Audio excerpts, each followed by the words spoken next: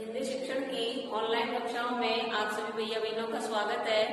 जैसा कि हमने पिछले वीडियो में संज्ञा के बारे में हमने पढ़ा और उसमें कक्षा अष्टमी और नवमी के बारे में दोनों के लिए ही चलेगा, वो उपयोगी सबके लिए ही है वैसे तो, लेकिन कक्षा अष्टमी और नवमी वाले भैया बहन जो देखें तो उन दोनों के लिए ही ये उपयोगी है।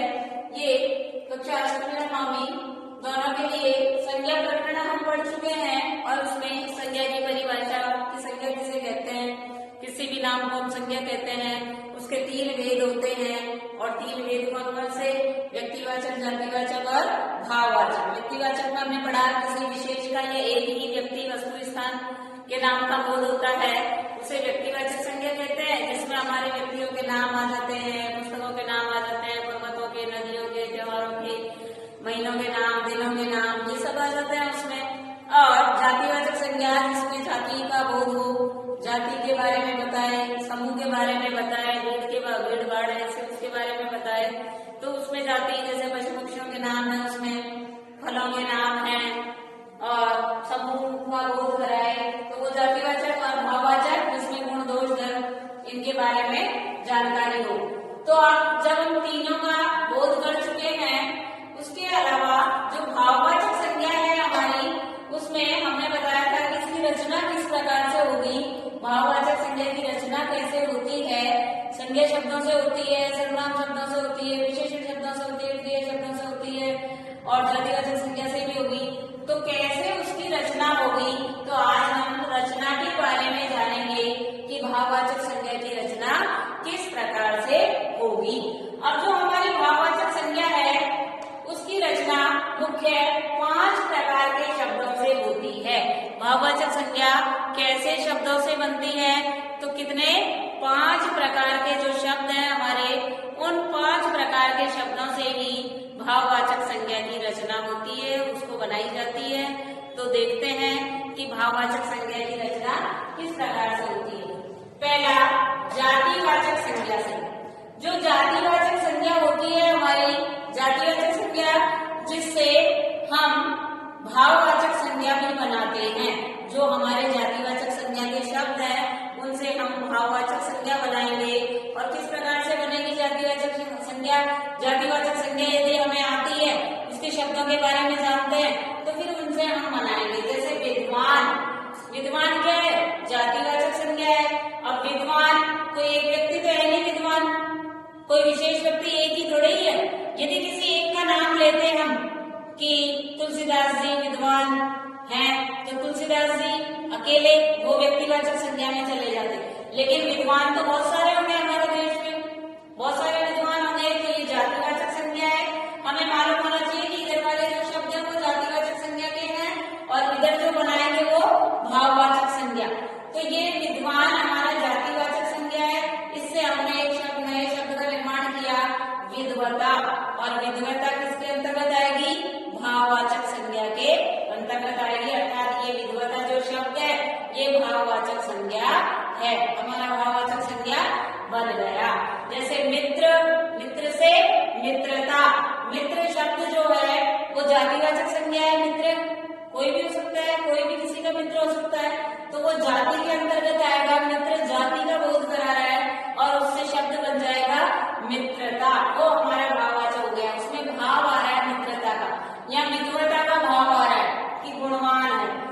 दानव, दानवता कि कोई दानव, दानव यानी असुर, राक्षस, और यहाँ दानवता। जैसे मानव, मानव जाति के लिए, और दानव, दानव जाति के लिए, तो ये जातिवाचक शब्द है। और दानवता या मानवता ये भाववाचक संज्ञा है।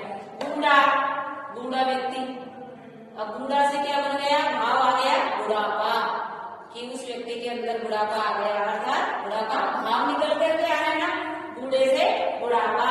लड़का, लड़कपन, बच्चा, बचपन, सती, सतीत्व, सती, सतीत्व बन गया।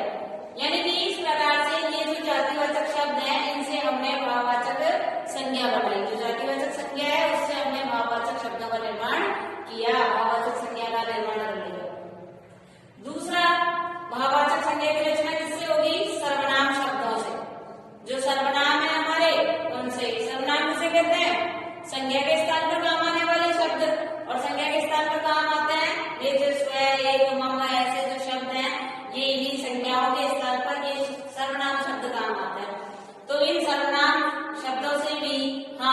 भाववाचक संज्ञा का निर्माण करेंगे। निज से निजत्व, निज अपने के लिए निजत्व, इससे भी भाव निकल करके आ रहा है निजत्व स्वयं का। स्व स्वत्व, एक एकता, मम ममत्व या ममता, यानी कि ये जो हमारे सर्वनाम शब्द हैं इन्हीं शब्दों से हमने भाववाचक संज्ञा का निर्माण किया है। इस प्रकार से हमने जातिवाचक संज्ञा से और सर्वनाम शब्दों से भाववाचक संज्ञा का निर्माण किया। तीसरा जो हमारा है विशेषण शब्द, विशेषण शब्दों से भी भाववाचक संज्ञा का निर्माण होता है, उसकी रचना की जाती है। देखिए कैसे रचना करेंगे। चालाक, चालाक विशेषण शब्द है, विशेषता बताए जो संज्ञा और सर्वनाम शब्दों की विशेषता बताने वाले शब्द क्या कहलाते हैं? विशेषण। अब यहाँ हमारा विशेषण शब्द है चालाक, चालाक से हमने क्या बता दिया?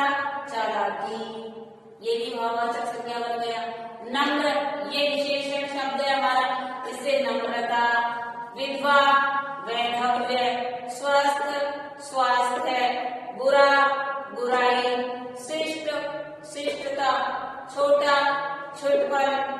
काला, कालिमा या कालापन, ये सब विशेषण शब्द है ना हमारे, इन्हीं से हम भाववाचक संज्ञा बना रहे हैं। निपुण, निपुणता, ये हमारे विशेषण शब्दों से भाववाचक संज्ञा हमने बनाना सीखा।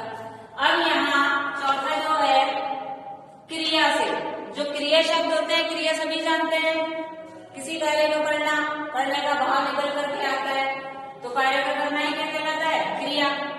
तो यहाँ ये जो क्रिया शब्द है हमारे, इनसे हम ये भाववाचक संज्ञा बनाएंगे। देखिए पूजना, पूजना क्रिया है ना, कार्य कर रहा है ना पूजन का, तो इससे हमने क्या शब्द बना दिया? पूजा।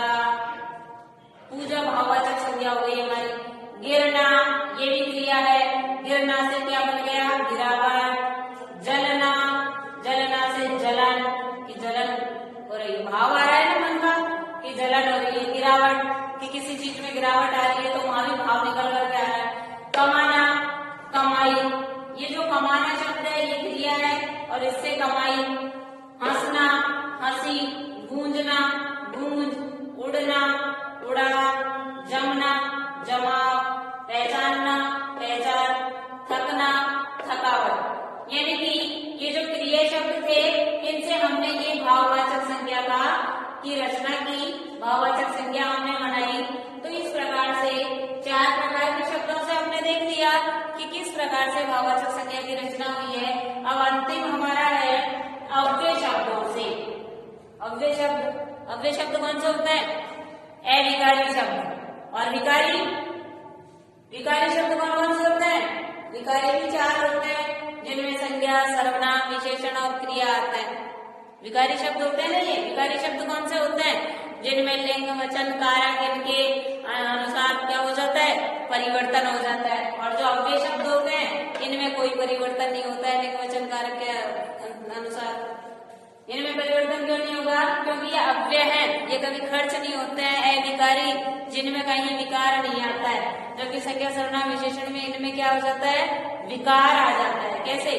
लिंग के अनुसार। सीता घर गई, राम घर गया। अब सीता और राम लिंग है अलग अलग, इसलिए लिंग और लिंग के अनुसार क्रिया में परिवर्तन हो गया, गया, गई। तो वैसे अब ये अव्यय शब्द है अव्यय, जो खर्च नहीं होते हैं। व्यय यानी खर्च है, यानी नहीं, जो खर्च नहीं हो पाते हैं, अर्थात इनमें कोई परिवर्तन नहीं होता है। जैसे दूर, अब दूर जो शब्द है अव्यय शब्द है आपका। सीता दूर गई, राम दूर गया। अब दूर में कोई परिवर्तन नहीं हुआ सीता और राम के अनुसार, इसलिए ये कैसे शब्द है?